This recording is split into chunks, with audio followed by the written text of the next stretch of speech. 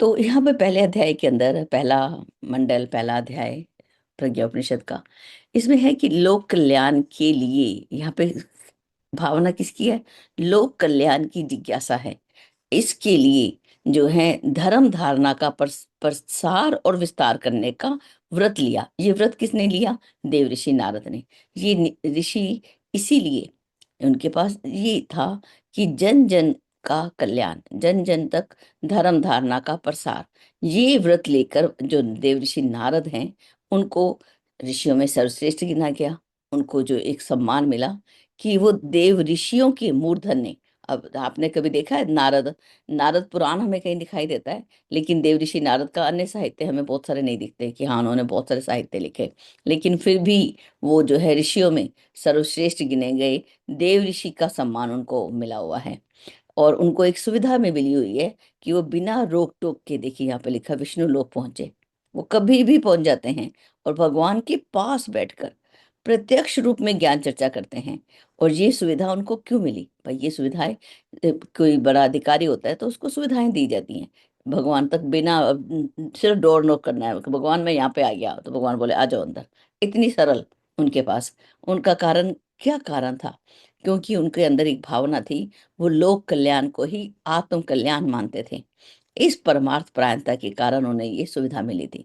वो भगवान के पास पहुंचते और समय की समस्याओं पर विचार करके उसके अनुरूप मत बनाते और भावी कार्यक्रम को निर्धारित करते। ऐसा ही काम करते। तो इसको हम, एक बार उनके मन में एक जिज्ञासा जगी, सारा नहीं पढ़ेंगे, थोड़ा सा देखते हैं। ऐसी जिज्ञासा की भगवान से पूछना चाहिए। क्या पूछना चाहिए? कि सभी की सुविधा के लिए ऐसा ब्रह्म ज्ञान, ऐसा आत्मविज्ञान और योग साधन क्या हो सकता है जिसके लिए कुछ अतिरिक्त न करना पड़े। कि हमें ब्रह्म ज्ञान भी चाहिए, आत्मज्ञान भी चाहिए, योग साधन भी चाहिए, लेकिन कुछ अलग से ना करना पड़े। केवल क्या करना पड़े? अपने दृष्टिकोण को बदलना पड़े और जीवनचर्या में, अपनी दिनचर्या में थोड़ा परिवर्तन करके ही जीवन के लक्ष्य को पूरा करने का प्रयोजन सध जाए। चलिए, ऐसा उनके मन में आया कि मैं भगवान के पास जाता हूँ और आज भगवान से ये देखता हूँ। क्योंकि जब देवऋषि नारद धरती पर घूमते हैं तो उनको वहां पे क्या दिखता है? कि उनको दुख दिखता है, कठिनाई दिखती है। तो वो भगवान के पास गए और जाकर उन्होंने प्रश्न किया। अब हम सीधा 19 नंबर पर, अगर आपने नोट करने हैं तो नोट करते रहना कि कौन कौन से श्लोक हमने लिए। 19 नंबर का श्लोक बड़ा महत्वपूर्ण, बाबूजी बताते हैं कि उन्होंने भगवान के पास जाके बोला कि भगवान मैं क्या करूं। तो भगवान ने क्या उत्तर दिया, उसको यहाँ देखें। तो कहते हैं, भगवान बोलते हैं, इन दिनों सभी और अनास्था का दौर है। इस समय आस्था नहीं है, अनास्था है। आस्था तो है ही नहीं, एक दूसरे पर विश्वास नहीं है, एक दूसरे से प्रेम नहीं है। तो दौर कौन सा हो गया? अनास्था का। क्यों? और मनुष्य कैसे हो गया? अदूरदर्शिता ग्रस्त। कि उसकी जो विजन है, जो उसका दृष्टिकोण है, वो अब दूरदर्शी नहीं है, अदूरदर्शी हो गया। इसके कारण लोग जो है मानवीय गरिमा को भूल गए हैं। अचिंत्य चिंतन और अनुपयुक्त आचरण। अब चिंतन कैसा हो गया? अनुपयुक्त चिंतन। और आचरण कैसा हो गया? अनुपयुक्त आचरण। जैसा चिंतन है वैसे तो आचरण होगा। इसमें वो संलग्न हो रहे हैं। नेगेटिव थिंकिंग अगर हमें कर लिया जाए तो कितना नुकसान होता है। और उसका नुकसान, उसकी हानि कितनी होती है? फलता, उसके फलस्वरूप रोग पैदा होते हैं, शोक आता है और परिवार में कलह आता है और भय आता है और विनाश का वातावरण बन रहा है। और इस समय की स्थिति कैसी है? भीषण विभीषिकाएं निरंतर धरती के अस्तित्व तक को चुनौती दे रही हैं। ऐसी संकट, ये जो महान संकट यहाँ पर हमें दिखाया गया कि देखिए ऐसा समय है कि मनुष्य जो है उसको अचिंत्य चिंतन में लग गया, आचरण उसका अनुपयुक्त हो गया। लोग मानवीय गरिमा को भूल ही चुके हैं। मानव की गरिमा क्या है? हमें प्रेम से रहना, एक दूसरे को ऊंचा उठाना, एक दूसरे का सम्मान करना, एक दूसरे के लिए जगह बनाना, उनके साथ रहना भूल गए। आज हम मानव की गरिमा को ही भूल गए। और उसके जो चिंतन अनुपयुक्त हुआ, उसके कारण रोग, शोक, क्लेश सब बढ़ गया। यहाँ तक कि धरती का अस्तित्व भी समस्या में आ गया, धरती को भी संकट आ गया। अब जो है इसके आगे देखते हैं कि गुरुदेव ने यहाँ बहुत एक एक सूत्र को, जब अब जब यहाँ पे भगवान देखिए इस वाले में 27 वाले में, जब मनुष्य अपने बलबूते दलदल से उबर नहीं पाते। तो ईश्वर क्या करते हैं, भगवान बोलते हैं कि मुझे अवतार लेकर परिस्थितियों को सुधारना पड़ता है। इस बार भी मनुष्य जो है, जिस प्रकार से ये विनाश में फंस रहा है, उसका कारण आस्था संकट है। उसके निवारण के लिए भी मुझे किस रूप में आना है, प्रज्ञा अवतार के रूप में अवतरित तो होना है। भगवान ने बता दिया, भगवान विष्णु ही प्रज्ञा अवतार के रूप में अवतरित होने वाले हैं। जैसे पहले 23 बार वो अवतरित हुए, इस बार भी उन्होंने आना है। तो ये बात जो है देव ऋषि नारद के साथ भगवान बोल रहे हैं। तो भगवान से बोला कि भाई कैसे करेंगे काम। तो भगवान ने बोला देखिए, अब हम कैसे काम करें, कैसे ये चेतना जगाएं, कैसे मनुष्य को उसकी गरिमा की याद दिलाएं। तो उसके लिए श्लोक नंबर 31 में देखिए, 31 में लिखते हैं, भगवान कहते हैं मैं तो निराकार हूँ। सिंपल, अपने आप को सेट पे कर लिया कि मैं तो जा नहीं सकता भाई, मैं निराकार हूँ और मैं केवल प्रेरणा भर सकता हूँ। मैं तो सिर्फ प्रेरणा दूंगा, और जब गतिविधियां करनी होंगी इसके लिए हमें शरीरधारी चाहिए, उसके लिए हमें वरिष्ठ आत्माएं चाहिए, और इनको हमें खोजना है। जो वरिष्ठ आत्माएं हैं, उभारना है, सामर्थ्यवान बनाना है। अब इससे क्या होगा, वो अपने प्रभाव से, अपने वर्चस्व से सारे समुदाय की दिशा को बदल सकें। हमें ऐसा काम करना है।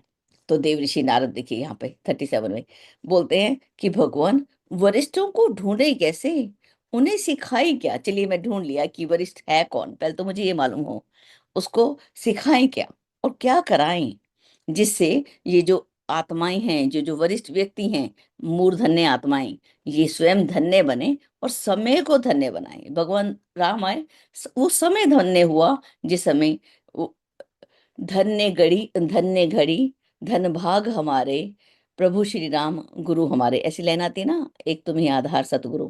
तो वो जो समय धन्य घड़ी, वो घड़ी, वो समय, वो हम कैसे धन्य बनाएं कि वो भगवान। अब देखिए यहाँ भगवान बोलते हैं, हे तात, देखिए ये जो है, इसके लिए हमें सिर्फ एक अनाउंसमेंट करनी है, आवाज देनी है कि आइए, गुरुदेव के काम का समय हो गया, आप सब आइए।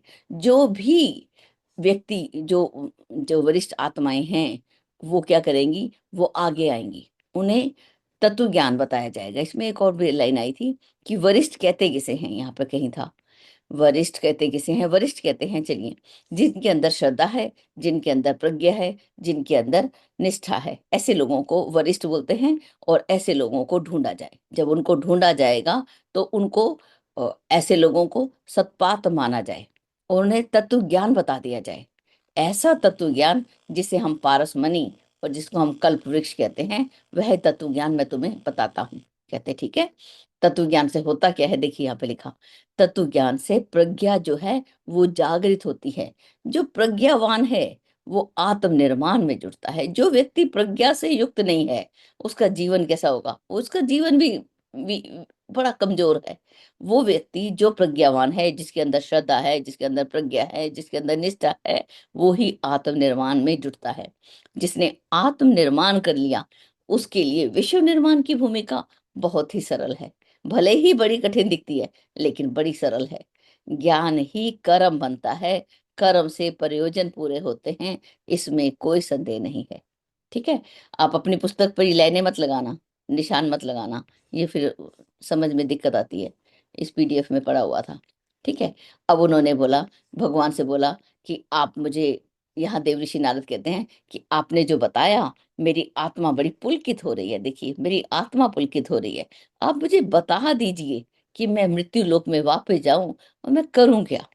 तो भगवान ने बोला देखिए, भगवान बोले कैसे करना, जो दिग्भ्रांत हैं, जो अपनी दिशा ही भूल गए, अब हमें मालूम ही नहीं मुझे पूर्व की ओर जाना है, पश्चिम की ओर जाना है, वो व्यक्ति करेगा क्या। अपनी दिशा जो भूल चुके हैं, उन्हें यथार्थता का आलोक दिखाना, सन्मार्ग अपनाने के लिए तर्क और तथ्यों सहित मार्गदर्शन करना है।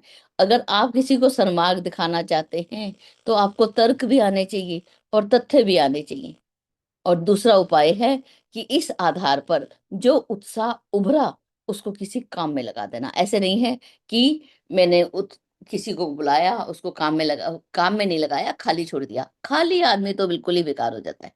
कहते ये दो काम करना, पहले उनको रास्ता दिखाना और दूसरा उनको क्या करना, किसी काम में लगाना। देखिए आगे एक लाइन बहुत महत्वपूर्ण है, इसको अंडरलाइन कर लिया जाए।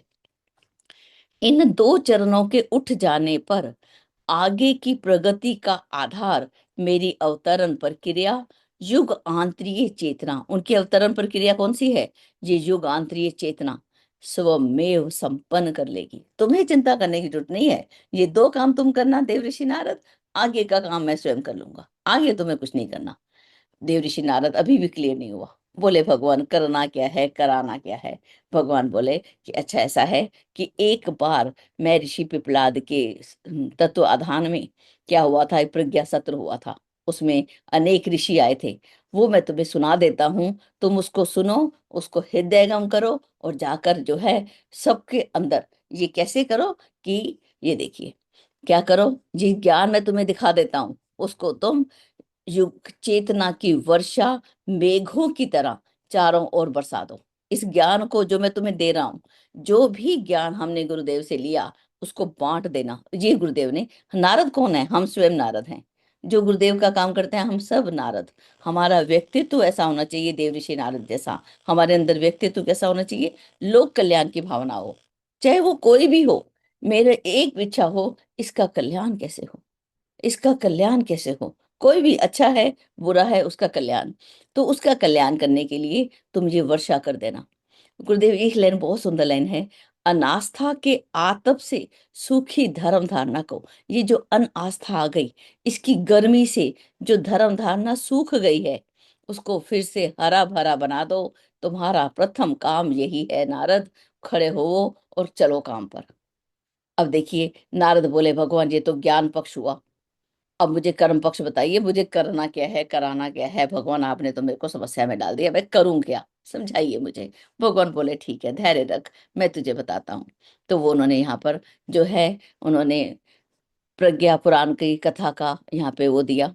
और ये वरिष्ठों की ये जो संयुक्त शक्ति, ये जो संयुक्त शक्ति उठेगी, वरिष्ठ लोग जब एक साथ होकर ये एक साथ अध्ययन करेंगे और उसको जीवन में उतारेंगे, तो स्थिति कैसी होगी? जैसे दुर्गा का अवतार होता है, ऐसी प्रचंडता उत्पन्न होगी। हम जहाँ बैठे हैं तो दुर्गा के अवतरण के लिए बैठे हैं, और युग समस्याओं के निराकरण में समर्थ ऐसी स्थिति, ऐसी शक्ति आएगी जो युग की समस्याओं का समाधान कर देगी। तो ये जो है, इस धर्म चेतना को पुनर्जीवित करने के लिए ये जो युग की अधिष्ठात्री है ऋतंबरा, महाप्रज्ञा ऋतंबरा गायत्री को लोक मानस में प्रतिष्ठित किया जाए। ठीक है, हमें पराक्रम की प्रखरता के लिए हमें तीन काम यहाँ पे बताए गुरुदेव ने। यज्ञ पवित्रता, हम पवित्र बने, उदार बने और प्रचंड बने। उसको प्रखर करने की आवश्यकता है। एक चाकू है उसमें धार ही नहीं है, वो धार के बिना चाकू किस काम का? ऐसे ही हमारा व्यक्तित्व, यदि हमारे में अंदर पराक्रम नहीं है, हम अंदर से पवित्र नहीं है, हम उदार नहीं है, प्रचंड नहीं है, तो उसको प्रखर करने की आवश्यकता है। गुरुदेव ने इनको प्रखर करने के लिए बोला। आगे भी बहुत, एक एक लाइन छोड़ने का मन ही नहीं करता। प्रज्ञापीठों की स्थापना हो, वहां पर जो गतिविधियां चले, सृजनात्मक सुधारात्मक, ये सारे काम वहां पे चले। ये जो युग संधि के 20 वर्ष गुरुदेव ने जब ये लिखा होगा, उसके बाद ये सोच लिया होगा 20 वर्ष जो है, जो कैसे है, प्रभात की परिवर्तन वेला की तरह है। इसमें क्या होगा? अवांछनीयता की कलाई और सद आशयता की ढलाई होगी। देखिए एक एक शब्द, इसमें बुराई हटेगी और अच्छाई जो है अपने आप आती चली जाएगी। और यहाँ पर ये सारी जो व्याख्याओं में दिखता है कि गांव गांव दे मंदिर बने, पुस्तकालय बने, और ये सारे काम जो है गुरुदेव ने यहाँ पर सब लिख दिया।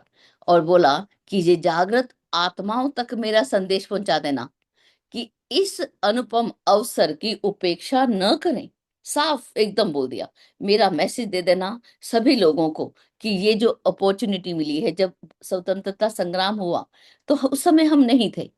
हम सोचते हैं मैं भी वहां होती, मैं भी जाके युद्ध करती, मैं भी शहीद हो जाती। ये अवसर गुरुदेव ने हमको नहीं दिया। आज का अवसर हमको दिया है युग परिवर्तन की बेला में। आगे आ जाओ बच्चे, इसके लिए उपेक्षा ना करें, बड़ा साहस करें, बड़ा प्रतिफल अर्जित करके कृत कृत्य बने, यही उनके जन्म का उद्देश्य है। अब अपने जन्म का उद्देश्य हमें समझ आ जाना चाहिए। यही मेरे जन्म का उद्देश्य है कि मैं इस अवसर की उपेक्षा ना करूं। जो आगे हों उन्हें प्रज्ञा संस्थानों के निर्माण तथा प्रज्ञा अभियान के सूत्र संचालन में जुटा देना। जो अग्रगामी हो, जो कि यानी कि आपने 10 लोग चुन लिए, उनको क्या करना, ऐसे संस्थान बनाए जहां से चेतना उठे। प्रज्ञा अभियान, उनको किसी काम में लगा देना। उस काम का नाम दिया प्रज्ञा अभियान। इस रूप में तुम काम करना। जो व्यक्ति आदर्श और साहस का धनी होगा, वो क्या करेंगे, अपने त्याग से, अपने बलिदान से उच्च स्तर की चेतना उत्पन्न करते हैं और उनको 3 लाभ मिलेंगे। देखिए गुरुदेव ने लिख दिया कि आप सोचेंगे अब हम ये काम करें हमें क्या मिला, फालतू में पता नहीं कहाँ भटकते रहती हैं महिलाएं या पुरुष, ये कहाँ भटकते हैं। 3 काम मिलते हैं, 3 लाभ मिलते हैं। पहला मिलता है आत्म संतोष, दूसरा मिलता है लोक में सम्मान, और तीसरा मिलता है दैवी अनुग्रह। ये 3 लाभ जो हैं एक साथ मिलते हैं और वो धन्य बनते हैं। ये तीनों लाभ, लोक सम्मान, दैवी अनुग्रह, ईश्वर स्वयं आकर अनुग्रह करता है। तो ये इस प्रकार से सब बता दिया उनको। जाइए घनघोर वर्षा की तरह ये जो आपने सुना है, जो पिपलाद ऋषि के सत्र को, उसको जाकर सब प्रज्ञाशील आत्माओं को बता दीजिए। तो ये कौन सा अध्याय था, लोक कल्याण की जिज्ञासा। इसको ऐसे पढ़ते हैं, इति श्रीमद् प्रज्ञोपनिषदे ब्रह्म विद्या आत्मविद्यो युग दर्शन युग साधना प्रकटीकरणो श्री विष्णु नारद का संवाद है। इसमें लोक कल्याण की जिज्ञासा है। इस प्रकरण का नाम है ये। अब जो दूसरे अध्याय का नाम है अध्यात्म का दर्शन। अध्यात्म किसको बोलते हैं, अपने अंदर अपनी आत्मा से संबंधित को अध्यात्म बोलते हैं, अपने आप से। तो यहाँ पे बताया गया इन सब में कि जो यहाँ पर एक अरण्यक, एक वन है, एक जगह है जहाँ पर सब ऋषि बैठे हुए हैं। उन ऋषियों के नाम बताए, तांडे, शमीक, उद्दालक, ऐतरेय, अष्टावक्र। ये सब ऋषि जो हैं यहाँ पे बैठे हुए हैं और पिपलाद ऋषि से प्रश्न कर रहे हैं। और प्रश्न देखिए यहाँ का श्लोक नंबर 5 में, कि जो ब्रह्मांड का सम्राट ईश्वर है, उसने मनुष्य को कैसा बनाया, सर्वगुण संपन्न बनाया, उत्तराधिकारी बनाया, राजकुमार बनाया, अपनी सारी विभूतियां उसे बीज रूप में दे दी, उसे सृष्टि संचालन में सहयोगी बन सकने के योग्य बनाया। फिर भी प्रश्न ये है, फिर भी उस श्रेय से, कौन से श्रेय से, वो तो राजकुमार है, वो तो धरती का मुकुट है, वो गौरव है, उस श्रेय से, गौरव से वो वंचित क्यों रहता है। क्यों मनुष्य अपने आप को भूल गया कि मैं तो उसका, ईश्वर का उत्तराधिकारी हूं। इस बात को क्यों भूल गया। ये समस्या जो है, ये अष्टावक्र नाम के, ये अष्टावक्र स्वयं अपने आप में ब्रह्म ज्ञानी जानते हैं। तो ये सभा किसकी हो रही है, ब्रह्म ज्ञानियों की। अब कहते हैं अष्टावक्र, अभी प्रश्न इतना बड़ा है ना, उसमें उनकी गुरुदेव की करुणा जो है ना, मुझे यहाँ पे दिखाई देती है। हे गुरुदेव, हम उसको पढ़ सके, समझ सके। सामर्थ्य की न्यूनता, असामर्थ्य नहीं है, मेरे में शक्ति नहीं है, साधन नहीं है। आज इंटरनेट है, फोन है, गाड़ी है, ड्राइवर है, सारे साधन हैं। परिस्थितियां प्रतिकूल होने पर, कहते हैं साधन नहीं है, सामर्थ्य नहीं है, परिस्थितियां नहीं है, तब तो बात समझ आती है कि हम सफल नहीं हुआ। लेकिन जहां पर ऐसा कुछ भी नहीं हो, वहां पर मनुष्य जैसा सृष्टि का मुकुट बने, हेय स्तर का जीवन क्यों जिए, क्यों घृणास्पद बने। अब घृणा आती है मनुष्य के व्यवहार पर, ओह कैसा व्यवहार है इनका, दुख होता है। वो बात जो है, यहाँ पे हमें देव ये अष्टावक्र ऋषि प्रश्न कर रहे हैं कि ऐसा घृणा, नफरत क्यों आ रही है मनुष्य के जन्म पर। ओहो, इनको जन्म दिया भगवान ने, कितनी गलत बात है। कहते हैं सतयुग में कैसा था, सभी लोग समुन्नत थे, सुसंस्कृत थे, धरती को स्वर्ग जैसा रखते थे। फिर आज क्या हुआ, अपने गुरु से पूछते हैं, पिपलाद ऋषि से, कि लोग पतन के गर्त में जा गिरे, दयनीय स्थिति में जा पहुंचे। कहते हैं कोई दुर्घुस, कोई विपत्ति, कोई विग्रह आया, तब तो समझ आया, अकाल पड़ गया, समस्याएं आ गई, भूकंप आ गया, समझ आ सकता है। लेकिन सामान्य क्रम चल रहा है, शक्ति साधनों से संपन्न है, तब भी मनुष्य अधः पतन के गर्त में क्यों गिरता जा रहा है। अब इतनी, अभी भी प्रश्न उनका खत्म नहीं हुआ। देखिए कितने श्लोकों में प्रश्न है। कहते मनुष्य को सृजन किया था उच्च प्रयोजन के लिए। लेकिन वो तो कैसे रहता है, त्रियक योनि में रहने वाले प्राणियों से भी नीचे स्तर की वो मन स्थिति रखता है, आत्मा के विरुद्ध आचरण करता है, सृष्टि के संतुलन को बिगाड़ता है। सचमुच ही बड़े आश्चर्य और चिंता की बात है। देखिए, अब देखिए इतनी सारी बातें जो हैं अष्टावक्र ऋषि जो है यहाँ पे हमें बताते जा रहे हैं। इसका कारण बताइए। आप महाप्राज्ञ हैं, तत्ववेता हैं, तीनों कालों को देख सकते हैं, पिपलाद ऋषि को बोलते हैं, आप हमें समझाइए। अब ये इतनी गंभीर प्रश्न को उन्होंने सुना और उन्होंने उसकी सराहना की। वाह, प्रश्न भी करो तो अष्टावक्र की तरह। कितना सुंदर प्रश्न लेकर अष्टावक्र बैठे हैं। तो आज जो है वो अष्टावक्र को पिपलाद ऋषि देखिए क्या बताते हैं। पिपलाद ऋषि यहाँ बोलते हैं 24 नंबर में उत्तर देखिए। कहते हैं भगवान ने मनुष्य को शक्ति दी, सुविधा दी, लेकिन साथ में एक और चीज दी, स्वतंत्र चयन करने की छूट दे दी कि तुम जो चुनोगे वही तुम्हें मिलेगा। अपनी दिशा धारा वो स्वयं चुनेगा, जीवन क्रम स्वयं चुनेगा, गतियां विधि अपनी इच्छा अनुसार अपनाएगा। ठीक है। और अन्य प्राणी तो ऐसा काम नहीं कर सकते, अपनी दिशा निर्धारण नहीं कर सकते। पशुओं को लेके बांध दिया जाए वो तो जा नहीं सकते। आज मनुष्य के पास ऐसी अवसर मिला है कि वो जो चाहे वो कर सकता है। अब गुरुदेव लिखते हैं, देखिए इस लाइन को, इस स्वतंत्रता की, कौन सी स्वतंत्रता, स्वतंत्र चयन की, अवर चॉइस मेक्स अवर डेस्टिनी। हम जो चुनते हैं वही हमारा भाग्य बनता है। हम जिसको इंग्लिश लेंगे तो इंग्लिश का टीचर बनेंगे, इंग्लिश को पढ़ेंगे, मैथ्स लिया तो मैथ्स में ज्ञानी बनेंगे। ये हमारा एक चुनाव है। जिस पत्नी को हम वरण करेंगे, जिस पति को हम वरण करेंगे, जिनके, अब ये तो हमें एक चयन की छूट दी, तो हमारे पास एक अवसर है, चुन लो, जाओ, तुम्हें मौका दे दिया। लेकिन कौन इसका कैसे उपयोग करता है, ये परीक्षा की पद्धति हर मनुष्य के सामने है। ये परीक्षा जो है हर व्यक्ति के सामने खड़ी है। जाओ, चुन लो। लेकिन कौन चुनता है, अब को क्या करते हैं हम, हमें ऐसा अवसर सबको मिला। आज आज सुबह उठते हैं, पूरे दिन को हमने कैसा बिताना है, ईश्वर ने दे दिया। अब हमारी मर्जी है, हम सो के बिताएं, मोबाइल के ऊपर हाथ फैला के बिठाएं, या बाहर कभी जाके हम दूसरों की निंदा में बिताएं। हमारी इच्छा पर निर्भर है। ईश्वर आकर हमसे नहीं बोलेगा कि तूने आज योगा नहीं किया, तूने आज पाठ नहीं किया, तूने सब अध्याय नहीं किया, वो नहीं बोलने वाला। अब तुम्हारे ऊपर छोड़ दिया। अब कहते हैं जो मनुष्य अपने स्वरूप को भूलते हैं, किस अपना स्वरूप कैसे भूल जाते हैं, मैं कौन हूं, मैं सृष्टि का मुकुटमणि, ईश्वर ने मुझे अपना उत्तराधिकारी बना के भेजा है, अपना राजकुमार बना के भेजा है, इसको भूल जाते हैं और अपनी जिम्मेवारियों से विमुख हो जाते हैं। जो हमें उत्तरदायित्व दिए उससे विमुख हो जाते हैं, वे पतन के गर्त में गिर जाते हैं। कैसे हो जाते हैं, पतन में चले जाते हैं। अब गुरुदेव ने यहाँ पे लिखा, ये जो बहुत इंपॉर्टेंट श्लोक है, बाबूजी बार बार बोलते हैं, 29 नंबर का, जीवन जो है, ये जो मनुष्य का जीवन मिला, ये ही प्रत्यक्ष देवता है। आज का देवता कोई और ना, हम बोले वो मंदिर में वो मूर्ति, वो मूर्ति, वो भगवान, वो भगवान नहीं। वो कोई वृक्ष को पूज रहे हैं, हम उसको पूज रहे हैं, पूजिए। लेकिन मुख्य देवता आज का कौन सा है, जीवन प्रत्यक्ष देवता है। ये जीवन, ये ईश्वर की अनुकंपा का एक साक्षात दृश्यमान, मतलब दिखाई देने वाला स्वरूप है। जो इस जीवन देवता की आराधना करते हैं, उपलब्धियों का सदुपयोग करते हैं, उन्हें सबसे अधिकाधिक मात्रा में उच्च स्तर की उपलब्धियां धीरे धीरे मिलती जाती हैं।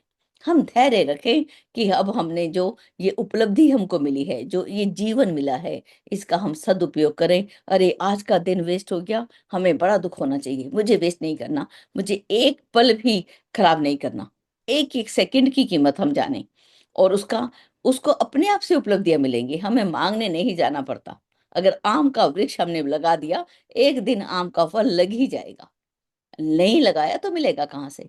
जो इस जीवन का दुरुपयोग करता है, अपने इस संसार में ही फंसा रहता है, उसकी स्थिति कैसी है, वो अपने पैरों पर आप कुल्हाड़ी मारता है। कभी कालिदास की तरह पेड़ के ऊपर कुल्हाड़ी मारते हुए वो मूर्ख कहलाते हैं। यहाँ पर तो गुरुदेव लिखते हैं, अपने पैरों आप कुल्हाड़ी मारते हैं, अपने पैरों पर आप कुल्हाड़ी मारता है, अपना इतना नुकसान कर देता है, उसकी भरपाई हो ही नहीं सकती। वो महा आत्म का हत्यारा, वो दुर्गति का दुख भोगता है, फिर वो चिल्लाता है, हे भगवान मेरे को इस दुख से निकालो। ईश्वर ने अवसर दिया है, हमने उसको क्यों नहीं समझा। उनका उद्धार कोई नहीं कर सकता है, उनका उद्धार, जिन्होंने जीवन का दुरुपयोग किया, उनका उद्धार कोई नहीं कर सकता। आगे चलते हैं। ये बहुत सुंदर सुंदर, मानुष जन्म अमोल है, होए ना दूजी बार, पक्का फल जो गिर पड़ा लगे ना दूजी बार। बहुत सारी बातें हैं। चलिए आगे देखते हैं। आत्मज्ञान अब हमें क्या है, कैसे पाएं। तो यहाँ पे प्रहलाद ऋषि बताते हैं, सबसे पहला हमें आत्मज्ञान को जानना, मैं कौन हूँ, मैं कहाँ से आया हूँ, क्यों है मेरे को जीवन मिला। ये मनुष्य का सबसे बड़ा गौरव है, जो इस दिशा में आगे बढ़ता है, अपने अंतर्मुखी अंतर की ओर झांकता है, भूत और भविष्य को ध्यान में रखता है, वर्तमान का निर्धारण करता है। वह व्यक्ति कैसा है, आत्म अवलंबी मनुष्य। उस मनुष्य को आत्मा का अवलंबी बोला, आत्मा का अवलंबन लेता है। वो प्रगति पथ पर बड़ी ही तेजी से बढ़ चलता है, इसमें उसे फिर कोई कठिनाई शेष नहीं रहती। और जो इस अवलंबन की उपेक्षा करता है, उसको आत्महंता बोला, उसको सदगति प्राप्त नहीं हो सकती। मन ईश्वर ने मनुष्य को क्या दिया, भौतिक सुविधाओं का बाहुल्य प्रदान किया। हवा देखो तो कितनी, पानी देखो तो कितना, आकाश देखो तो कितना, धरती देखो तो कितनी, उसके अंदर दिव्य विभूतियों का भंडार भर दिया। एक ही काम उसे सौंपा कि स्वतंत्र विवेक बुद्धि का परिचय दे, कि तेरी विवेक बुद्धि कहाँ गई, बताए, ये रही मेरी विवेक बुद्धि। और साधनों का सदुपयोग या दुरुपयोग करके स्वर्ग या नरक की दिशा धारा का सहभागी बने। उसे एक छूट दे दी कि तू अपना स्वर्ग खुद बना सकता है, अपना नरक भी खुद बना सकता है। दूसरा व्यक्ति आके स्वर्ग और नरक का निर्धारण नहीं कर सकता। बहुत ही खूबसूरत एक एक लाइन दीदी, इतनी सुंदर है ना। अब देखिए, आचार्य पिपलाद क्या बोलते हैं यहाँ पर, मनुष्य की जो भी प्रगति है, जो दुर्गति दिखाई देती है, ये उसकी अपनी आप बनाई हुई है। यह निश्चित समझ लो, मनुष्य अपने भाग्य का विधाता आप है, कोई दूसरा नहीं हो सकता। जो इस तथ्य को समझते हैं, वो अपने चिंतन को, अपने प्रयास को सही मार्ग के लिए नियोजित कर देते हैं। ऐसे व्यक्ति कभी पतन की ओर नहीं जाते। आगे देखिए, यहाँ पर जो, अब देखिए यहाँ ब्रह्म विद्या किसे कहते हैं, इसको अंडरलाइन कर लीजिए। ब्रह्म विद्या कहते हैं, ये यहाँ पे एक परिभाषा दी जा रही है। कहते हैं हम उस ब्रह्म तत्व का आवाहन करते हैं, ईश्वर को हम बुलाते हैं, आइए भगवान आइए, स्तुता मया वरदा वेद माता, माता भगवती को बुलाते हैं। तो उस जिस ब्रह्म तत्व को हम बुला रहे हैं, अवगाहन कर रहे हैं, उसमें उद्देश्य क्या है, विराट की विवेचना नहीं। सुनना बड़े ध्यान से, उसका उद्देश्य क्या है, हम विराट की विवेचना नहीं कर रहे, वरन ये है कि मानव के अंतराल में जो विद्यमान ईश्वर की सत्ता है, उसकी महान महत्ता को किस प्रकार समझा जाए। जो हमारे अंदर विद्यमान जो ईश्वर की सत्ता है, उसको हम कैसे समझें, उसे कैसे देखें, उसे कैसे उभारें, उसे कैसे अपनाएं। इस संपूर्ण प्रयोजन को ही ब्रह्म विद्या कहते हैं। इस ब्रह्म विद्या, हम केवल भगवान को आवाहन किया, उसको भोग लगाया, एक यज्ञ की प्रक्रिया करी और अपने प्रसाद खाया और घर चले गए। गुरुदेव ने बोला नहीं, इसमें उद्देश्य जो है विराट की विवेचना नहीं, लेकिन अपने अंतराल में जो ईश्वर विद्यमान है, उसकी महत्ता को समझना। मेरे अंदर वो विद्यमान है, मैं उसे कैसे देखूं, मैं उस दिव्य गुणों को कैसे उभारूं, कैसे अपनाऊं, इसको ब्रह्म विद्या कहते हैं। कहते हैं यहाँ पे देखिए 45 को देखिए, कहते हैं भौतिक जगत, दो तरह के जगत दिखाए गए दीदी यहाँ पर। एक है भौतिक जगत और एक है आत्मिक जगत, दो जगत हैं। ये जो भौतिक जगत है, जो हमें बाहर आंख खोलने पर दिख रहा है, इसमें सुविधाएं हैं, सामग्री भरी पड़ी है। और आत्मिक क्षेत्र कैसा है, इसमें तृप्ति है, तुष्टि है, शांति रूपी संपदा से संपन्न है। आत्मिक क्षेत्र में बाहर हमें क्या मिल रहा है, सुविधा मिल रही है, ठीक है, अंदर क्या मिल रही है, तृप्ति, तुष्टि और शांति मिल रही है, दोनों क्षेत्र हैं। जो व्यक्ति केवल सुविधाओं में, साधनों में रमा हुआ है, वो कैसा है? वो खिलौनों से खेलने वाले बालकों की तरह मंद बुद्धि है, जो सुविधाओं में ही रमते हैं, रमते मैंने खेलते हैं, लेकिन जिन्हें आत्मिक जगत की स्वर्गीय संपदा को प्राप्त करने में रुचि है, उन्हें बड़भागी कहना चाहिए। जो अपने अंदर के जगत को, जो अंदर संपदाएं भरी हुई हैं, जो इनको पाना चाहता है, सबसे पहले तो जो पा लिया नहीं, यहाँ पे पाना चाहता है, जिसकी इंटरेस्ट है, रुचि है, उन्हें कैसा मानना चाहिए? बड़भागी कहा जाना चाहिए। उन्हीं का मानव जीवन धन्य है। इसी जन्म में अब जो जीवन मिला है, इसको हमने छोड़ना नहीं है। अब देखिए यहाँ पे आत्मविज्ञान क्या बोला? अपने अंतर के जगत का पर्यवेक्षण करना, उसका उत्थान करना, ये आत्मविज्ञान है। जो जिसने इस उपलब्धि को पाया, वो उसी क्रम में, किसी को हम महामानव बोल देते हैं, किसी को ऋषि बोल देते हैं, किसी को देवदूत बोलते हैं। ये एक डेजिग्नेशन है, जो उपाधियां हैं। वो महामानव है, वो देव ऋषि हैं, वो देवदूत है, ये अवतार। अवतार भी मनुष्य ही तो निभाता है। तो ये जो है, वो मनुष्य जन्म को सार्थक करता है और जगत के कल्याण का मार्ग भी प्रशस्त करता है। ये जो है, ये हमें छूट मिली है, हम अपनी प्रगति करें या दुर्गति करें, या हमें ईश्वर ने दिया। अब हम कैसे करें, उसके लिए यहाँ पे जो महाप्राज्ञ पिपलाद ऋषि बताते हैं, पात्रता का विकास।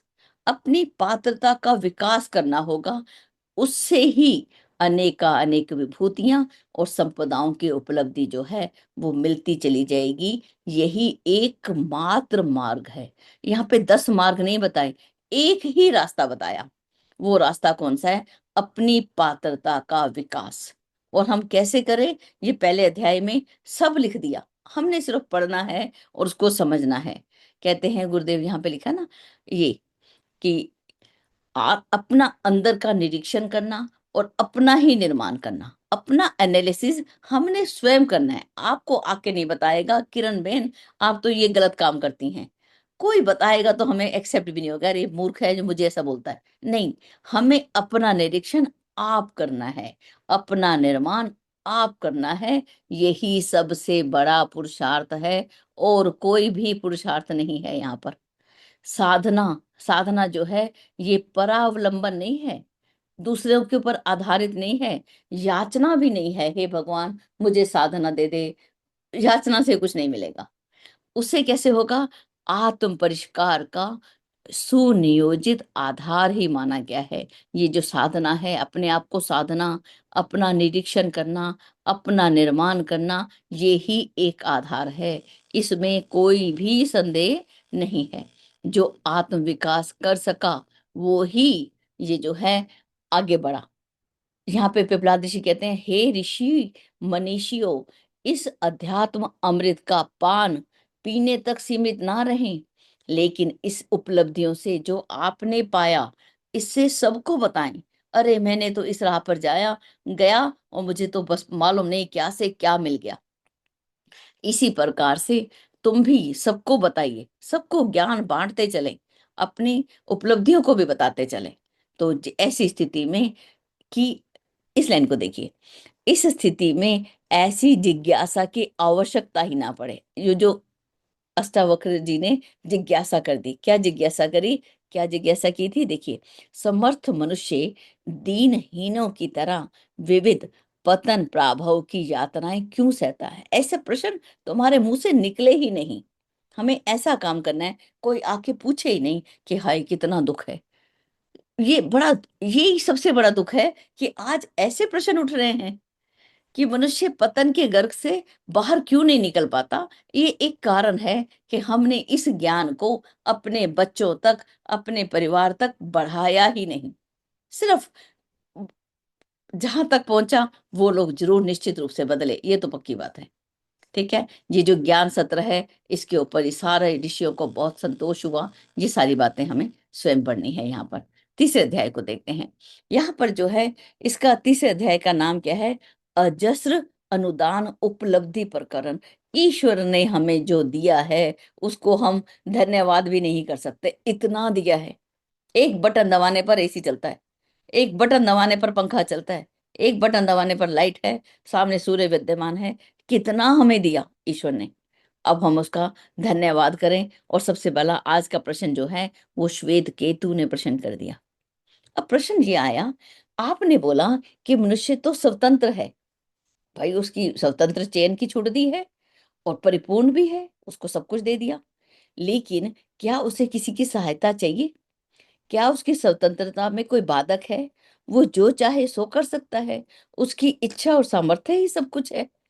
क्या ये सारी बातें जो हैं एकदम से, वो कहते हैं ये जो व्यवहारिक कठिनाइयां जो हमें आ रही हैं, जो ईश्वर का अनुग्रह भी है, व्यक्ति का सौभाग्य भी है, लेकिन फिर भी जो कठिनाइयां हैं मुझे समझ नहीं आती। मेरी बाल बुद्धि को क्षमा करते हुए आप मुझे ये बताइए कि मनुष्य को आगे बढ़ने के लिए, सन्मार्ग पर चलने के लिए क्या किसी की सहायता अपेक्षित है या नहीं? ठीक है, इस लेसन को पूरा कर लेते हैं, तीसरे को आगे फिर बाद में देखेंगे। चलिए, प्रश्न जो है, अब यहाँ पे उत्तर देखिए। महाप्राज्ञ बोल रहे हैं कि जो जीव है, ये जो मनुष्य है, ये ईश्वर का ही अंश है, ईश्वर के साथ जुड़ा हुआ है। कैसे जुड़ा है? जैसे एक बालक का जन्म होता है तो उसकी जो गर्भ की नाल होती है वो माता के साथ जुड़ी होती है, मनुष्य भी ईश्वर के साथ हमेशा जुड़ा हुआ है। जब वो श्रेष्ठता के मार्ग पर आगे चलता है, जब शक्ति मांगी जाती है, तो वो कैसे देता है? उदारता पूर्वक देता है। कौन से मार्ग पर चलने के लिए? श्रेष्ठता के मार्ग पर चलने के लिए। और इस प्रकार की सहायता पाकर अनेक भक्त जन कृत्य हुए हैं, तेजस्वी बने हैं। ठीक है, तो परम लक्ष्य तक जा पहुंचे हैं। तो ये जो स्वतंत्र चयन की छूट दी है, और परमात्मा है कैसा, उसके लिए यहाँ पर ये श्लोक आपने बाबूजी के मुंह से अनेक बार सुना होगा। अनंतम तत्परम। ठीक है, पर ब्रह्म कैसा है? अनंत है, अचिंत्य है, अगोचर है, अद्भुत है। अब यहाँ पे पिपलाद ऋषि उस परमात्मा की बात है, उसे समग्र रूप से जान सकना किसी के लिए भी शक्य नहीं। उस ईश्वर को पूरे का पूरा कोई भी नहीं देख सकता। अगर हम सोचे कि अर्जुन को भगवान ने अपना विराट स्वरूप दिखाया था, ऐसा कहीं नहीं बोला जाता। अपना संपूर्ण स्वरूप दिखाया था, संपूर्ण नहीं दिखाया था, अपना विराट दिखा दिया था। तो उसको समग्र रूप से, जैसे अंधे व्यक्ति एक हाथी को पूरा नहीं देख सकते, स्पर्श से कितना छू सकते हैं, ईश्वर को भी समग्र रूप से नहीं जाना जा सकता। मनुष्य के साथ उसकी परमात्मा सत्ता ही जुड़ती है। कहते हैं, अब देखिए यहाँ पे परमात्मा किसको बोला गया, इस लाइन में लिखा, उत्कृष्ट आदर्शवादिता का समुच्चय ही परमात्मा है। कि जितने हमारे अंदर आदर्श हैं, अच्छे गुण हैं, जो वो जुड़ते जाते हैं, समुच्चय बोला जाता है, सब एक साथ जुड़ जाते हैं, वो ही परमात्मा है। अपने अंदर जो है आदर्शों को हम इकट्ठा करें, अपने जीवन का व्यवहार कैसा हो? आदर्शमय। कहते हैं जीव के साथ उसी परमात्मा की ये आदर्श गुणों की सघनता जुड़ती है। उसी के अनुग्रह से वैभव वरदान का भंडार भक्तजनों को मिलता चला जाता है।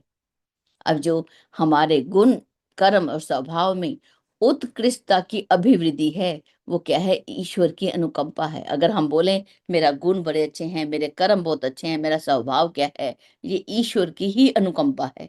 इसके लिए हम ये ना बोलें ये तो मेरी ही वो है, नहीं, ईश्वर की बहुत बड़ी अनुकंपा है कि हमारे ये जो गुण हैं वो बढ़ते चले जा रहे हैं। कहते हैं इसी के आधार पर व्यक्तित्व जो है परिष्कृत होता है। हमारा चरित्र, चिंतन, व्यवहार, इसी क्या फल क्या मिला? इसमें अंत क्षेत्र जो है प्रखर होता है, बाह्य क्षेत्र सद्भावना। जिन्हें ये दो विभूतियां मिली, उन्हें किसी वस्तु की कमी रहती ही नहीं, उन्हें किसी वस्तु की कमी नहीं रहती। अब कहते हैं सच्ची ईश्वर भक्ति मनुष्य को क्या बनाती है? अब हम बोले हमने बहुत भक्ति करी, खूब ढोलक पीटा, वो करा, लेकिन सच्ची ईश्वर भक्ति क्या करती है? साधक को मानवीय सद्गुणों से पूर्ण बनाती है, साथ ही ऐसी उदारता प्रदान करती है कि वो मनुष्य अपने काम को थोड़े में चलाकर और उस उपलब्धि से विश्व वसुधा को लाभान्वित किया जा सके। ऐसे व्यक्ति धरती के देवता होते हैं। उन्हें बिना मांगे ही ईश्वर का अजस्र सहयोग मिलता है।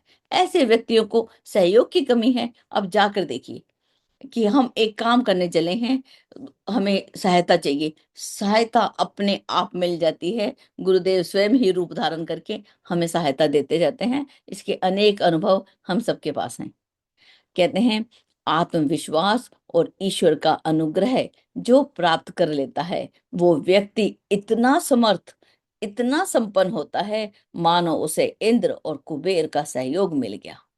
इसको प्राप्त करना है तो एक ही उपाय है। वो उपाय क्या है? अपनी प्रामाणिकता विकसित करना। हम प्रामाणिक बने, उसके साथ, ईश्वर के साथ आत्मीयता को जोड़ना होता है, उसके अनुशासन को अपनाना होता है। उसके अनुशासन को नहीं अपनाया, हम ईश्वर के साथ नहीं जोड़ सकते। माता पिता का कहना नहीं माना, हम जोड़ नहीं सकते। हम हैं उनके साथ, लेकिन जुड़े नहीं हैं। महान के साथ अगर जुड़ना है तो हमें समर्पण करना होगा, अपना विसर्जन करना होगा। वो तद्रूप होते देखे गए हैं, वो परमात्मा ही हो जाते हैं। तद्रूप मैंने उसके जैसे ही हो जाते हैं। तीन उपाय बताए गुरुदेव ने यहाँ पर, तीन, 31 नंबर में। उपासना, साधना, आराधना, तीन उपाय हैं जिनसे जो ईश्वर है जीव सत्ता में प्रवेश कर जाता है और मनुष्य को देवों के समान चिंतन और चरित्र बनाने की प्रेरणा देता है।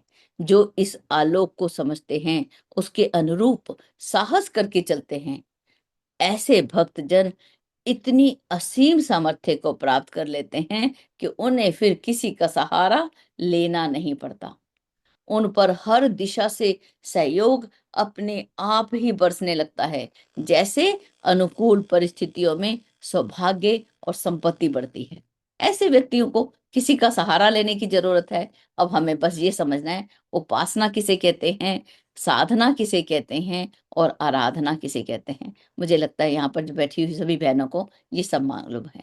उपासना, ईश्वर के पास बैठना, उसके गुणों को धारण करना। साधना, अपने आप को साधन करना, अपने आप को विकसित करना, प्रखर करना। चाकू पर जैसे धार लगाई जाती है, अपने ऊपर धार करना। वो धार लगती कैसे है? स्वाध्याय के हिसाब से। अपने चिंतन को, अपने मनन को, अपने को इस तरीके से एक नियमित दिनचर्या अपनाना, इसको साधना बोलते हैं। आज तो हम नहाए ही नहीं, आज तो योगा ही नहीं किया, आज तो स्वाध्याय ही नहीं किया, तो ये जो है, यहाँ पे हम वीक होते जाएंगे। नियमित रूप से दिनचर्या, एक प्रॉपर टाइम पर हमने स्नान कर लिया, इतने समय हमने पूजा पाठ कर लिया, उपासना कर ली, ईश्वर के पास बैठे, उसके गुणों को धारण किया और अपने शरीर को मजबूत बनाया, प्रखर बनाया, एकदम मजबूत। थिंकिंग को, पांचों कोशों को देख चेक कर लेना एक बार कि मेरा शरीर स्वस्थ है, टिक, हाँ है। मेरा प्राण मजबूत है, तो अगर कमजोर लगे तो गुरुदेव से बोलना, हे गुरुदेव, शरीर तेरा, प्राण मेरा। गुरुदेव अपने आप बोलते हैं, गुरुदेव को बोलो शरीर तेरा, गुरुदेव बोलेंगे प्राण मेरा, तुरंत दे देंगे। तुरंत हम उसको समर्पण तो करें और उसके बाद अपने मन को देखें, क्या संतुलित है या नेगेटिव थिंकिंग कर रहा है। चेक किया, हाँ संतुलित है। जो पांचवें उसमें आए, विज्ञान में कोश में, तो चेक किया सबके अंदर भगवान दिख रहा है, हाँ दिख रहा है, पास हो गए। अब पांचवें को देखा, मैं मस्त हूं, मेरी मस्ती खंडित तो नहीं हो रही, मेरा एक अच्छी उपलब्धि है, आनंद में हूँ, चेक कर लिया, तो ये साधना हो गई। अपने आप को एक रोज की चेकिंग करी सुबह उठते ही, हाँ ठीक है, ये भी ठीक है, ये भी ठीक है, चलिए पास हो गए। अब आगे चलते हैं। आराधना, आराधना कब की जाती है? यहाँ पर जब हम पास हो जाएं। आराधना किसको बोलते हैं? जो भी हमने समाज से लिया उसको वापस करना, जो माता पिता से लिया उसको वापस करना, जो देवों से लिया उनको वापस करना। ये पांच जो ऋण है हमारे ऊपर, इनको उतार देना। अब देखिए यहाँ पर गुरुदेव लिखते हैं, हे श्वेत केतु, ईश्वर से संपर्क जोड़ने वाला भजन पूजन तो वचन, उपचार, उपहार जैसे छोटे छोटे साधनों से भी हो सकता है, लेकिन उसकी अनुकंपा को पाना है तो अपने को पवित्र, प्रखर बनाना होगा। अब हम खूब वचन बोले, उपचार कर लिए, उपहार दे दिए भगवान को, आज सेब भोग लगाएंगे, केला लगाएंगे, आज तो हम मिठाई लाएंगे, आज हम 56 भोग लगाएंगे। भगवान की अनुकंपा चाहिए तो क्या करना होगा? केवल अपने आप को पवित्र और प्रखर करना होगा। इतना सरल है इसके लिए। साथ ही मनुष्य कैसा हो? उदार मना और परमार्थ में रत हो, ऐसा व्यक्ति जो सब में अपने को, अपने में सबको देखता है, जो दुख बटाता और सुख बांटता है, जिसके लिए सारा संसार अपना कुटुंब है, ऐसा व्यक्ति परमात्मा के साथ घनिष्ठ होता चला जाता है, एक होता हुआ चला जाता है। सद्भाव संपन्न सत्कर्म परायण आत्माएं परमात्मा के समतुल्य होती हैं। जिनके अंदर सद्भावना है, जिनके कर्म कर्म है, ऐसी आत्माएं परमात्मा के समान ही होती हैं। अब देखिए ये बहुत ही सुंदर है, मैंने समय भी ज्यादा ले लिया, चलिए इसको पूरा करते हैं। कहते हैं आत्म बल का पूरक परमात्म बल है। अगर बाहर की सहायता अपेक्षित हो तो एक साधना से सब सज जाता है। अपनी आत्मा को और परमात्मा को जब हम प्रसन्न कर लेते हैं तो सब ही प्रसन्न हो जाते हैं, बिना मांगे ही सहायता करते हैं। अब एक लाइन को देखना, जिसने भक्त जैसी श्रद्धा, ब्राह्मण जैसी प्रज्ञा और साधु जैसी निष्ठा अर्जित कर ली। अब जिसने श्रद्धा, जो श्रद्धावान लभते ज्ञानम, जिसके पास श्रद्धा नहीं है तो यहाँ पे बैठकर भी वो ज्ञान को नहीं पा सकता। जिसके अंदर प्रज्ञा नहीं है, ज्ञान नहीं है, बुद्धि तो है, सद्बुद्धि नहीं है, वो व्यक्ति भी कैसा होगा, वो व्यक्ति भी कमजोर है। तो हमें श्रद्धा चाहिए, हमें प्रज्ञा चाहिए। निष्ठा बोलते हैं जब हम समाज के लिए काम करने लगते हैं, कर्म करने लगते हैं, सत्कर्म। साधु जैसे सदनिष्ठा, साधु जैसी हमारी भावनाएं हो जाएं, तो उस समय समझना चाहिए कि उसे सामर्थ्य और संपन्नता का स्रोत मिल गया, उसे कुछ भी दुर्लभ नहीं, ऐसा समझना चाहिए। प्राणियों को देने की सेवा साधना करते हुए उन्हें उनमें उनसे वरिष्ठ ही बनना चाहिए। वरिष्ठ कौन है? जिसके अंदर ये तीन गुण हैं, श्रद्धा प्रज्ञा और निष्ठा, वही व्यक्ति वरिष्ठ है। ईश्वर से पा लेना, दो हाथ से पाना, हजार हाथ से बांटना, इसी में सच्ची संपन्नता है, समर्थता है और जीवन की सार्थकता है। बताना एक भी लाइन ऐसी है जिसको हम छोड़ सकें? छूटती ही नहीं। तो ये ईश्वर का ये सारी बातें हमें बताई हैं। आत्मबल से बढ़कर मनुष्य जीवन में और कोई बड़ी विभूति है ही नहीं। जो इसका धनी है उसे सामर्थ्यवान पाया जाता है, संपत्तिवान भी। इस उपार्जन को, ये जो हमने कमाया है, इसको विलास में खर्च नहीं करना, बड़ी सावधानी से महान उद्देश्यों में नियोजित करना, ये महामानवों की विशेषता है, जिससे जगत मंगलमय बन जाता है। जो आत्मबल का धनी है, जो इतनी बड़ी विभूति है, सामर्थ्यवान है, संपत्तिवान है, जिसने इस उपार्जन को पाया, अब वो विलास में ना खर्च करे, उसका समय का और जो साधनों का दुरुपयोग ना करे। जीवन कैसा है? प्रत्यक्ष देवता। जो इसकी अभ्यर्थना करता है उसका परिणाम हाथों हाथ मिल जाता है। जीवन को ईश्वर का उपहार नहीं, प्रतिनिधि कहा गया है। ये जीवन जो है उपहार नहीं है, उसका प्रतिनिधि बनकर हम इस धरती पर आए हैं। जीवन साधना से ईश्वर की साधना सदती है, उसी के फल से सामान्य असामान्य बनते हैं, असंभव संभव हो जाता है। ठीक है, जीवो ब्रह्मैव न परा कथन इसी को ध्वनित करता है। जीव और ब्रह्म में कोई भिन्नता नहीं है, वो एक ही है। पिपलाद ऋषि इतना सुंदर बोल यहाँ बताते हैं, हे ब्रह्म विद्या की साधना में जो ब्रह्म वेता तुम जुड़े हुए हो, अपनी आत्मा के सामर्थ्य को समझो, उस पर विश्वास करो, उसको बढ़ाओ। और अगर तुम्हें बलिष्ठ के लिए यदि और सहायता मांगे तुम्हें चाहिए तो ईश्वर से मांगो, किसी और से मत मांगो। हे ईश्वर हमें सद्बुद्धि दे, हमें ब्रह्म विद्या दे, उससे मांगो। और साथ में ध्यान रखो कि वो देगा किसको? जिसके पास पात्रता है। पात्रता के अनुरूप ही ईश्वर अनुग्रह करता है, इसमें कोई संदेह नहीं है। वो देगा भी, तब भी हम उसको पकड़ नहीं सकेंगे।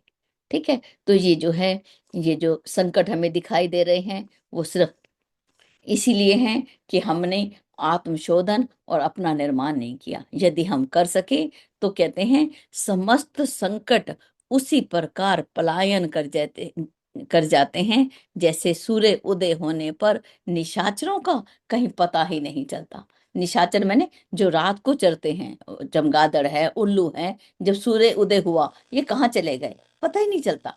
ऐसे ही जब ब्रह्म ज्ञान हो जाए तो भ्रष्टाचार की माया कैसे टिकेगी? अगर हम किसी बच्चे को उन्नत बनाना चाहते हैं तो उसे ब्रह्म विद्या दे दीजिए, अपने आप उन्नत हो जाएगा।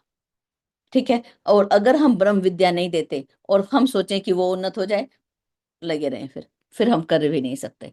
ठीक है। तो ये सारे संदेह दूर हो गए। विपत्तियां जो हैं हम समझते हैं दूसरों ने हमें दी, नहीं, विपत्तियों के भी जिम्मेवार हम हैं। जब उत्थान और पतन के लिए मनुष्य जो है स्वयं ही भूमिका बनाता है, तो अपनी दिशा धारा को बदलना, प्रतिकूलता को अनुकूलता में बदलना, ये कठिन नहीं है। तो ये सारा समाधान जो है यहाँ पे पिपलाद ऋषि ने तीसरे अध्याय में दिया। यहीं तक रखते हैं आज का सब अध्याय। सभी को बहुत बहुत प्रणाम। अभी हमारे पास 6 मिनट तो वैसे हैं, और भी अगर 10 मिनट लेना चाहें तो ले लेंगे, और हम आप आते हैं विचारों के क्रम में। तो ये रिकॉर्डिंग को स्टॉप कर देते हैं। Recording pause. जी, सभी को प्रणाम। मैं एक मिनट ये खिड़की को बंद करके आती हूँ, आप लोग बोलिए। हरिओम। जय गुरुदेव दीदी, सभी को प्रणाम। दीदी अति सुंदर, आनंद आ गया। दीदी व्याख्या तो हम कर लेंगे और भी, पर आज आपको, आप सभी को बहुत बहुत साधुवाद, बहुत बहुत प्रणाम। बहुत सुंदर प्रसंग दीदी, अति। हाँ जी दीदी, थैंक यू दीदी, बहुत बहुत बहुत धन्यवाद जी। तो प्रज्ञा पुराण तो इतना सुंदर है दीदी। जब तक हमने प्रज्ञा उपनिषद नहीं पढ़ा ना, तो बाकी उपनिषद जो है ना, वो उसको उतारना बड़ा कठिन है।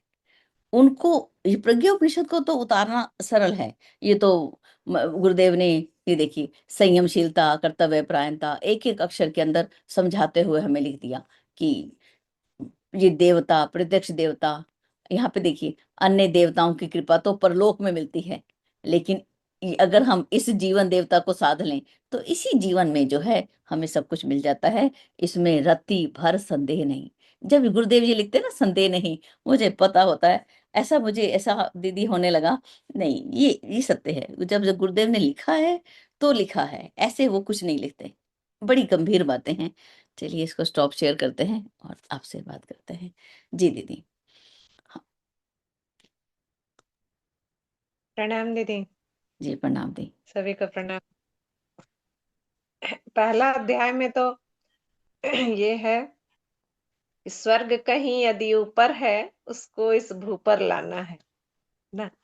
और दूसरा में जीवन के देवता को आओ तनिक सवारे, जीवन ही देवता है, किसी और को, आगे का लाइन भूल गई क्यों। तो ये इसमें समझ में आया है ना कि जीवन देवता को संवारना है।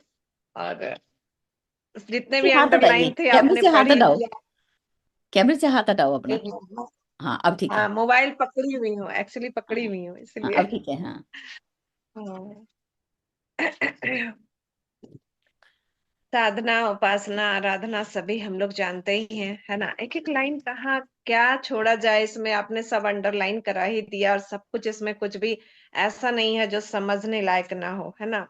इतने सही में सुख सुविधाएं पड़ी हुई हैं, भगवान ने इतना कुछ दे दिया है, लेकिन फिर भी हम नरक की स्थिति, दुर्गति जो आज दिखने को मिल रही है, वो बहुत ही कष्टकारक है, बहुत ही।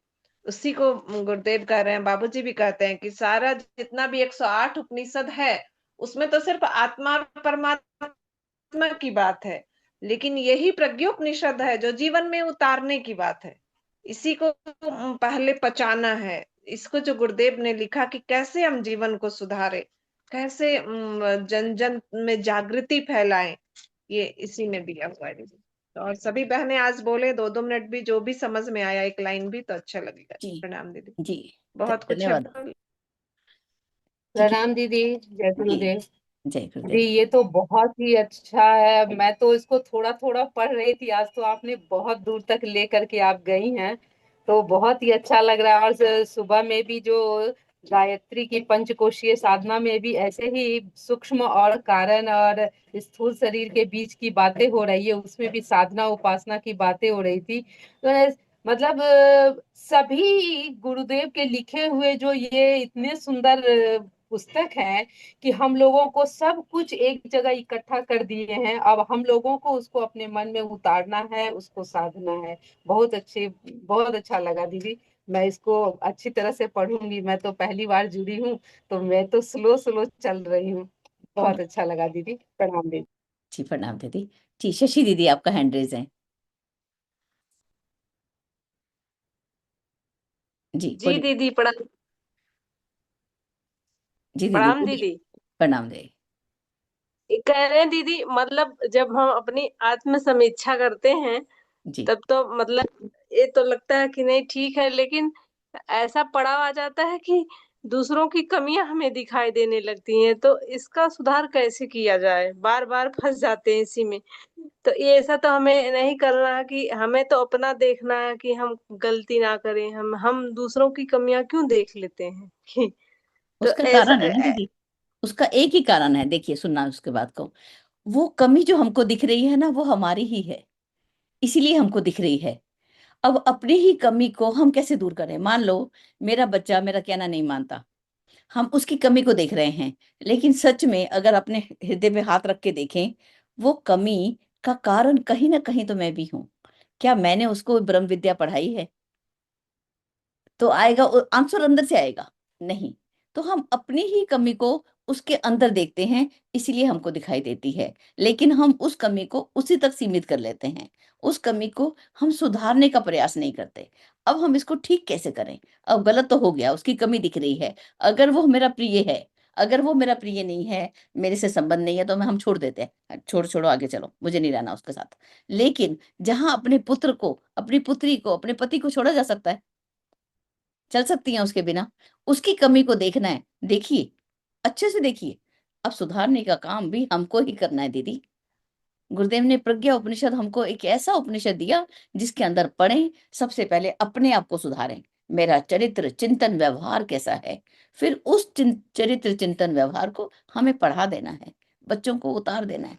तभी समस्या का समाधान आएगा दीदी, अदरवाइज तो आने वाला नहीं है। हम बुराइयां दिखेंगी तो सही दीदी, आंखें तो बंद नहीं कर सकते ना। लेकिन समस्या आई तो सुधार हमने किया या नहीं, बात केवल यही है बस। सुधार हमने नहीं किया, हम काम नहीं कर रहे, इतना तो हम सोच लें, हम नहीं कर रहे काम। मुझे तो ऐसे ही लगता है। मैं अभी आपको लगेगा किरण दीदी कितना काम करती हैं, लेकिन सच में मैं अपने पर हाथ रखती हूँ और बोलती हूँ नहीं, अभी मैंने काम नहीं किया, अभी भी बहुत बाकी है। जी दीदी। तो चलिए, अब आज कल हम अगले 3 लेसन ऐसे जितना हम ले सकेंगे 40-45 मिनट में। क्योंकि चाहती भी नहीं कि छोड़ छोड़ के भागूं, धीरे धीरे पढ़ते हैं। ठीक है, 6 दिन के बदले 10 दिन लग जाएंगे, इसमें क्या बात है? ठीक है, तो आज्ञा दीजिए, मीटिंग एंड करें।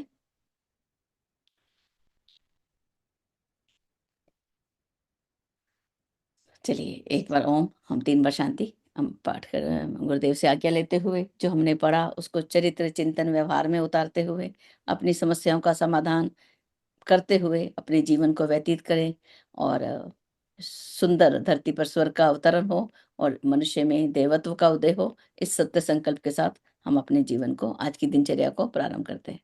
चलिए। ओम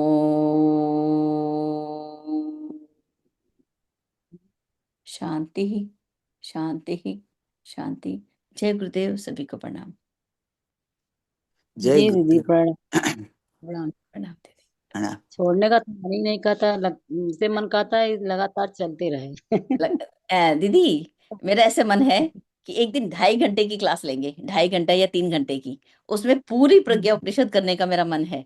अभी ये पढ़ लेते हैं, एक दिन 2.5 घंटा 3 घंटा मेरे साथ बैठना, जिस जिसका मन कर रहा है।